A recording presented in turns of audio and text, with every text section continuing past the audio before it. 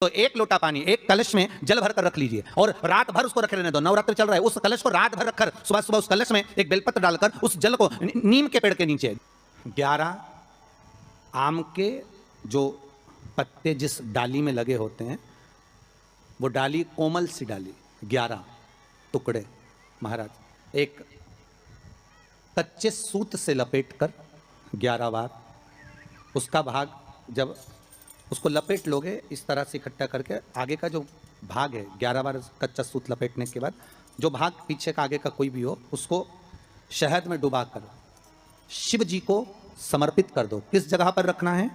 अशोक सुंदरी वाली जगह। अशोक सुंदरी की जगह जानते हो आप लोग, पहले भी आपको बताया है, आज फिर आपको वर्णन कर दें। जैसे ये गोल जलाधारी है, ये शिवलिंग रखा है, ये दो जहां से पानी बह रहा है बाबा के चरणारविंद, राइट में श्री गणेश जी का स्थान, लेफ्ट में कार्तिकेय का स्थान, बीच में अशोक सुंदरी की जगह। शंकर भगवान की 6 लड़कियां हैं। भगवान शंकर के 13 बच्चे, 13 बच्चों में से 6 लड़कियां, उस 6 लड़कियों में से एक लड़की का स्थान, भगवान शंकर की एक बेटी का स्थान, अशोक सुंदरी का स्थान सामने पद्म पुराण में स्पष्ट किया। यह स्थान अशोक सुंदरी का। शंकर भगवान की जलाधारी में पार्वती जी का हस्तकमल, ऊपर से जो एक एक बूंद पानी गिरता है, यह शंकर भगवान की 5 लड़कियों का स्थान है। जया, विषहरा, शामरी बारी, दौतली और देव। शंकर भगवान की 5 लड़कियां भगवान शंकर के मस्तक पे जल की धार गिरा रही हैं। बीच में जो अशोक सुंदरी का स्थान है महाराज, उस जगह पर शहद का मुख, जो शहद आपने भिगोया है, उस शहद का मुख शंकर जी की ओर कर कर इसी चैत्र के महीने में, इन्हीं नवरात्रि में शंकर भगवान के उस अशोक सुंदरी की जगह पर शहद का भाग शिव जी की ओर रख दें। महाराज अगर घर में संपदा की कमी हो या कोई पैसा खा गया हो, रुपया नहीं दे रहा हो, पैसा अटक गया हो, तो उस शहद को शिव जी की ओर मुख कर कर उस आम के पल्लव की जो डंडी है उसको 11 डंडी को वहां रख दीजिए और उससे अपनी कामना कर कर आ जाइए। हो सके उस शहद में से थोड़ा सा शहद किसी रुमाल पर किसी कपड़े में लगाकर उसको रख लीजिए। जिस व्यक्ति से पैसे लेना है, जिस व्यक्ति से पैसे मांग रहे हो, उससे एक बार जाकर मिल लीजिए, एक बार उसको खबर कर दीजिए। बाबा चाहेगा भोलेनाथ तो नवरात्रि में ही पैसा वापिस आ जाएगा, अगर शिव कृपा कर देते। ये बाबा की करुणा। आम का पल्लव कोई साधारण नहीं जिसको कलश के ऊपर रखा जाता है, शिव की कृपा। जिस आम के पेड़ पर स्वयं कामदेव चढ़कर भगवान शंकर के तीसरे नेत्र द्वारा जलकर भस्म हो जाते हैं, वो आम का पेड़ साधारण नहीं हो सकता, सहज नहीं है।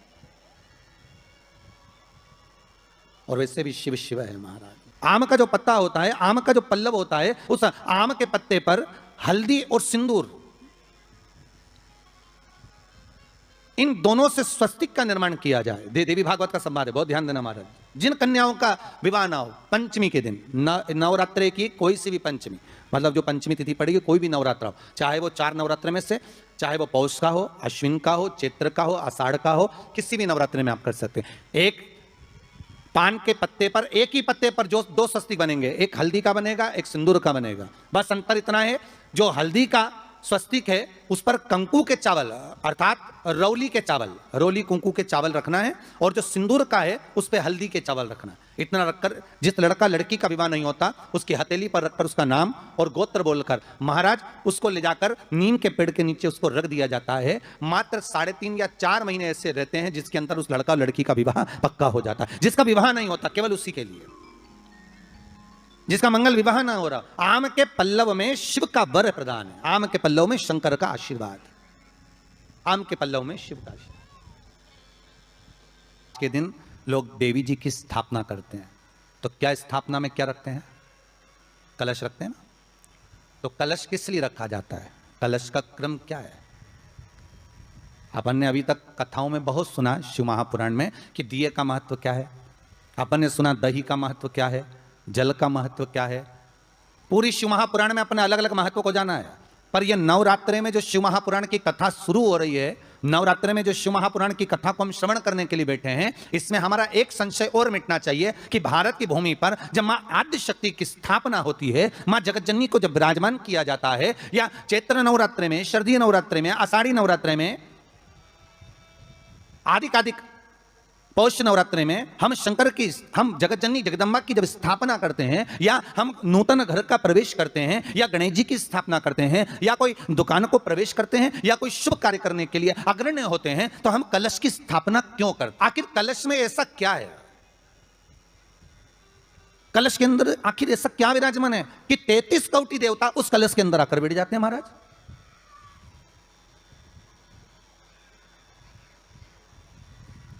आप कोई यज्ञ करने जा रहे हो, आप कोई पोथी पुराण करने जा रहे हो, आप कोई अच्छा कार्य करने जा रहे हो, तो ब्राह्मण देवता कह देते कलश की स्थापना होगी, कलश की शोभा यात्रा निकलेगी, कलश यात्रा निकलेगी, कलश विराजमान होगा। और आज हर की पौड़ी पर, प्रयागराज में या उज्जैनी में, नासिक में जो बड़े बड़े कुंभ के मेले होते, कुंभ का मतलब भी तो कलश से होता है। उसकी महत्वता क्यों है?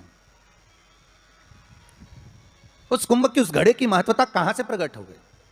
शिव महापुराण की कथा कहती है महाराज, भगवान औघड़दानी शंकर स्वयं आद्य शक्ति जगदम्बा से कहते हैं कि जगदम्बा तू क्या चाहती है बोल। तो जगत जननी जगदम्बा कहती है कि जहां मैं हूं वहां शंकर है, ये आपने कह दिया, और जहां शंकर है वहां पार्वती का होना जरूरी है। उसके लिए सिद्ध करने के लिए एक स्थान ऐसा बनाया जाए जहां पर शंकर विराजमान है और शंकर के साथ पार्वती विराजमान है। तो शिव जी ने कहा पार्वती, उसके लिए मैं तुझे एक सुंदर कलश का निर्माण कर देता हूं।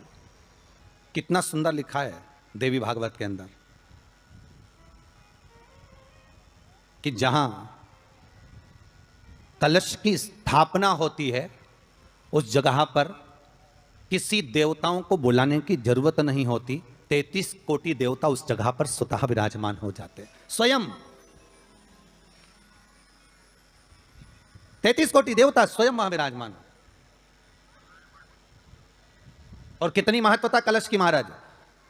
आप लोगों से भी निवेदन है, क्षेत्रीय प्रतिपदा है आज, जिनके घर में ज़्यादा रोग हो, बीमारी हो, ज़्यादा तकलीफें आ रही हों, कष्ट बढ़ रहा हो, बीमारियां बढ़ रही हों, या भय लग रहा हो, डर लग रहा हो, हृदय चित्त में कहीं ना कहीं आपको भय का भान हो रहा हो, तो एक लोटा पानी, एक कलश में जल भर कर रख लीजिए और रात भर उसको रखे रहने दो। नवरात्र चल रहा है, उस कलश को रात भर रखकर सुबह सुबह उस कलश में एक बेलपत्र डालकर उस जल को नीम के पेड़ के नीचे, जहां चैत्री नवरात्रि में नीम के पेड़ के नीचे सारी विद्याएं, आद्य शक्तियां, सारी देवी उस नीम के पेड़ के नीचे विराजमान रहती हैं। उस कलश में एक बेलपत्र डालकर रात भर रखकर उस जल को पूरे घर में घुमाकर उस नीम के पेड़ के नीचे समर्पित कर दीजिए महाराज। घर में भय लगना बंद हो जाएगा, कोई बड़ी बीमारी आपको घेरेगी नहीं और उस बीमारी से, उस रोग से आप मुक्त रहेंगे। उस बीमारी से, उस रोग से आप मुक्त पाएंगे, वो बीमारी आपको घेर नहीं। कलश का इस संसार सागर से उबरने के लिए हम भगवान की कथा को अपने हृदय में, अपनी चित्तवृत्ति में, अपने मन में उतार लें।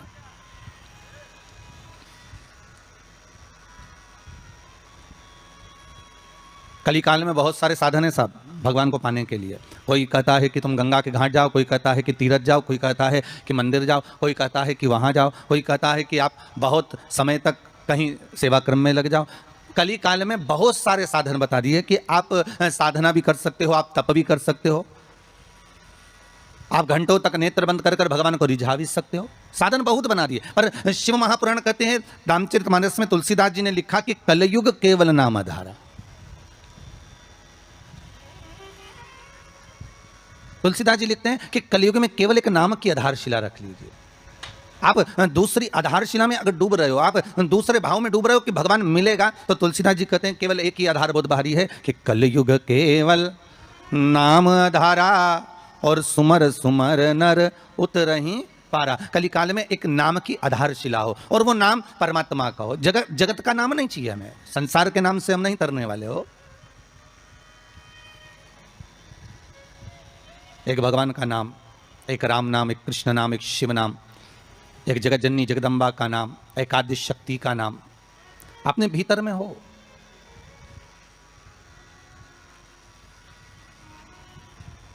और फिर जब उस परमात्मा का नाम हम इस हृदय चित्त से लेंगे, उस परमात्मा के नाम में जब हम डूबेंगे, तो उसका आनंद भी तो बहुत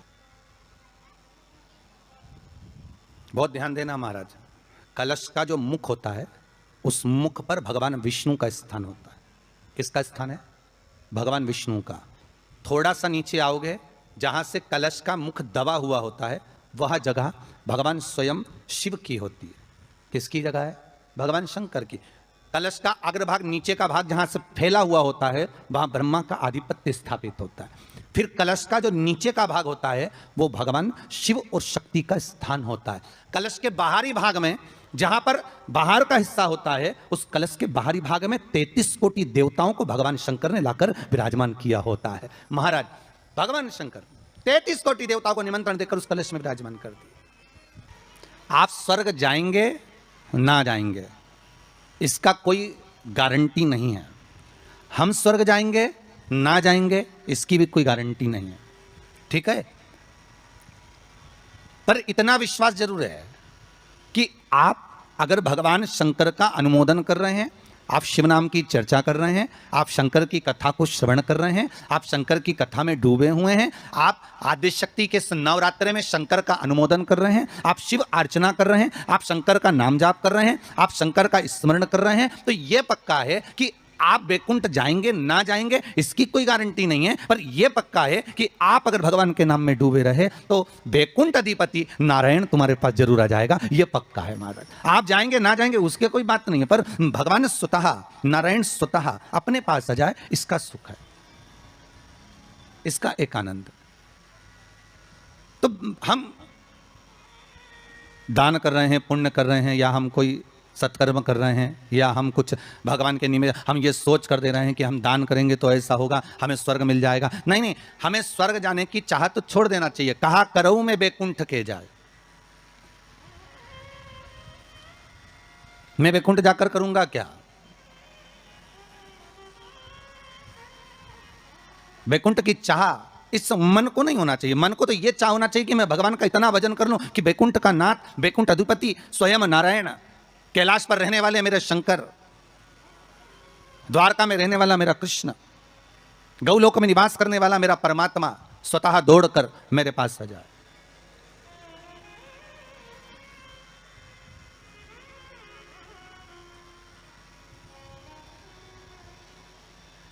और उस परमात्मा को पाने के लिए महाराज केवल एक नाम का था। तो वैकुंठ आप जाएं या हम जाएं इसका कोई पक्का भरोसा या विश्वास नहीं, कोई ने लिख के भी नहीं दिया तुमको। और जो गए उनसे पूछ भी नहीं सकते कि तुम वैकुंठ में हो कि और कहीं हो, कि किसी ने फोन लगाया था गए हुए व्यक्ति को कि तुम कहाँ वैकुंठ में बैठे हो कि कहाँ हो, तो कोई बताने वाला भी नहीं है कि वैकुंठ गया कि नहीं गया, ये कुछ बोल भी नहीं सकते। पर एक बात और है महाराज, एक बात और अग्नि पुराण में कहा है कि किसी के प्राण छूटने के बाद अगर दुनिया के लोग जब उसको लेकर जा रहे हो, दुनिया के लोग उसको लेकर जाते समय दुनिया के लोग अगर बात कर रहे हो कि हाँ बहुत अच्छा था साहब, भगवत भजन में डूबने वाला था, स्मरण करने वाला था, दान करने वाला था, पुण्य करने वाला था, सत्कर्म करने वाला था, भगवान की भक्ति में डूबने वाला था, अच्छा व्यक्ति था, तो अग्नि पुराण कहती है ये मान लो कि वो जीव ने वैकुंठ का भाग ग्रहण कर लिया, वो वैकुंठ चला गया। और अगर किसी के जाने के बाद लोग करें अरे अरे भैया अच्छा हुआ मर गया, बहुत प्राण खाता था, बहुत तकलीफ देता था, बहुत कष्ट देता था, बहुत परेशान करता था, बहुत दुख देता था, तो समझो कि हाँ भैया वो फिर नरक ही गया होगा, क्योंकि वो दुनिया को भी कष्ट देता है। उसकी चित्तवृत्ति में, उसके मन में ये आ जाता है कि मैं कहीं ना कहीं किसी ना किसी रूप में वैकुंठ जाना चाहता हूं। तो शिव महापुराण की कथा कर रही है, वैकुंठ का भाग तुम्हारे भाव में नहीं आना चाहिए कि हम वैकुंठ जाएंगे और हम वैकुंठ जाने का प्रयास करेंगे। नहीं नहीं, हमें वैकुंठ नहीं जाना, हमें वैकुंठ अधिपति नारायण को यहां बुलवाना है, हमें भगवान विष्णु को अपने हृदय में, अपनी चित्तवृत्ति में, अपने मन में आमंत्रित करना है। और जब भाव होगा महाराज, निर्मल जब भाव होगा तो भगवान को मिलने में फिर देरी नहीं हो सकती महाराज। भगवान का चरित्र कह रहा है कि आपका हृदय जितना निर्मल होगा, आप निर्मल भाव से जितना भगवान की भक्ति को धारण करोगे, निर्मल भाव से आप जितना भगवान का भजन करोगे, निर्मल भाव से आप जितना भगवान को रिझाने का प्रयास करोगे, भगवान उतनी जल्दी प्राप्त हो जाए।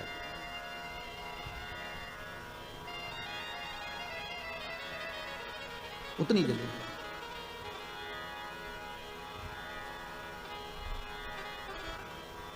भाव कह रहा है महाराज कि ये जो भगवान ने जिभ्या हमको दी है, ये केवल इस कली काल से उबरने का एक साधन दिया है। इस कली काल से उबरने का एक साधन, कली काल से निकलने का एक साध्य बनाया है।